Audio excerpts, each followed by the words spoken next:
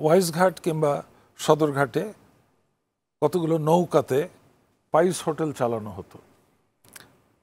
খদ্দের আসলে সে জুতো খুলে নদীর পানিতে পা ধুয়ে উঠে বসতো নৌকাতে, এবং নদীর পানি দিয়ে রান্না করা তরকারি অত্যন্ত সুস্বাদু এবং সস্তা। ওর নাম ছিল পাইস হোটেল, মানে 1 পয়সায় পাওয়া যায় এরকম একটা ভাব।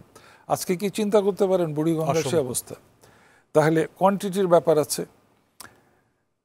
অনেক সময় পণ্ডিত ব্যক্তিরা একটা গড় হিসাব করেন, এদের মতো মূর্খ আর নেই। পণ্ডিত বলছি সেই কারণে, কারণ আমার অ্যাভেলেবিলিটির সাথে ডিম্যান্ড মেলাতে হবে।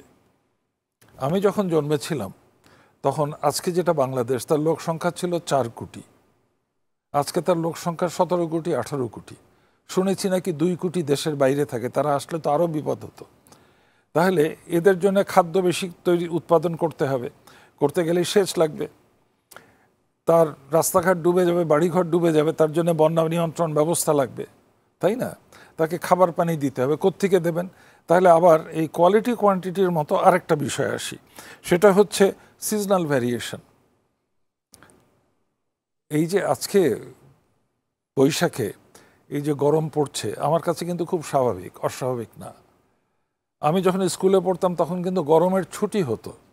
এই গরমের সময় ছেলেরা বাইরে গিয়ে যাতে লাফালাফি না করে, আমি স্কুলে গেলাম। ঢাকা শহর কিন্তু বাংলাদেশ না, এইটা বুঝতে হবে।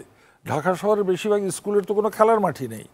গাড়ি থেকে নেমে 3 তলায় ওঠে, 2 তলায় ওঠে, আবার গাড়িতে এসে বাড়িতে যায়।